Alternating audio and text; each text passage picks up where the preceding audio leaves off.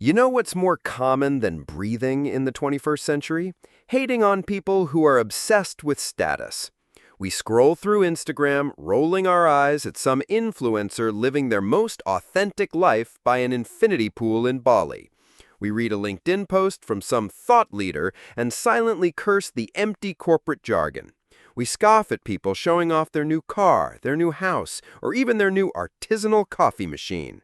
We, the sharp cultural critics, sit on our high horse of judgment and declare that society has become shallow, obsessed with a pathetic chase for validation. And then, right after we've finished that noble speech in our heads, what do? We open our phones, post the most artsy picture of a sunset we can manage, slap on a deeply philosophical caption about embracing simplicity and returning to nature, and then proceed to smash that refresh button every 5 minutes to see how many people have liked our simplicity. Welcome to the greatest paradox of our generation. We are a generation of status seekers who despise other status seekers. We are professional athletes in a sport we publicly condemn. It's like being a devout vegan who also happens to be the majority shareholder in a steakhouse chain. It's absurd, but it's also deeply human. Our brain seems to have a dedicated switch for this specific hypocrisy.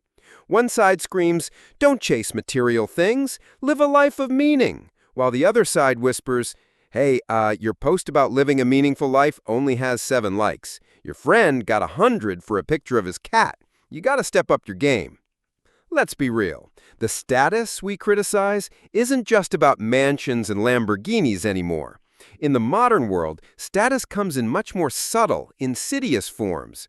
There's minimalist status, being the person who owns the fewest things, but every single one of those things is a designer brand, impeccably arranged in a sterile all-white apartment. There's intellectual status, being the person who has read the most difficult books, watches obscure art house films no one understands, and is always ready to drop a Foucault quote in a casual conversation.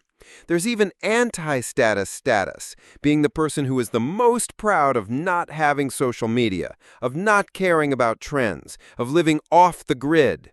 But ironically, making a big deal out of being off the grid has become the ultimate high-status flex, a silent boast that says, "I am above all of you."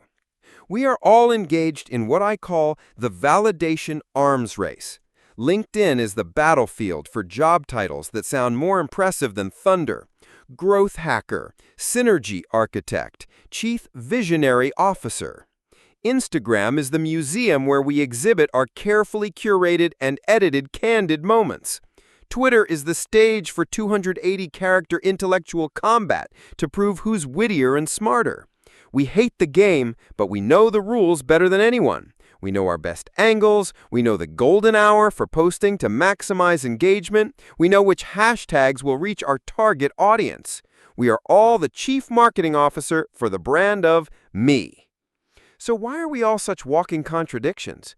Probably because deep down, our brains are still running on prehistoric software. Thousands of years ago, being accepted by the tribe, having a high rank in the hierarchy meant survival. You got the best piece of the kill, the safest spot by the fire. Today, we're no longer hunting mammoths, but that primal hunger to be seen, to be valued by our peers is still there.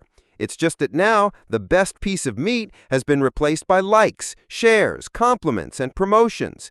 Every single notification on our phone is a tiny dopamine hit, a small confirmation from our digital tribe that says, "Hey, you're still okay, you still belong." We hate the system, but we're addicted to the rewards it gives us. Maybe the problem isn't that we seek validation. That's just human nature. Everyone wants to be liked and respected. The problem is where we're looking for it and how we're measuring it. We're confusing our self-worth with shallow metrics on a screen. We forget that a truly valuable life can't be quantified by engagement rates. It's measured in deep connections, in real experiences, in the kindness we show when no one is taking a picture, and in the quiet satisfaction of finishing a hard day's work without needing to announce it to the world.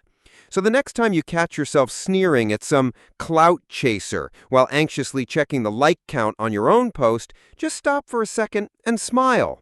Smile at the beautiful, ridiculous hypocrisy of being human.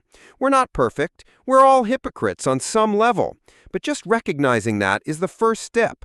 The real question isn't how to completely stop seeking status, because maybe we can't. The question is, what kind of status are you chasing? Is it the one defined by the clicks of strangers, or is it one built from your own core values and inner peace, even when absolutely no one is hitting like? Modern life is full of human logic errors, and we just deciphered them with a bit of satirical humor using stick figures. Now it's your turn. Leave a comment and tell us, what is the slightly funny, normal thing people do that makes absolutely no sense? Thanks for watching on Logic Loop, where humorous life logic meets animated commentary. If this got you thinking, leave a comment, like, share, and don't forget to subscribe for more fun videos about modern life using easy-to-understand stick figures. See you in the next video!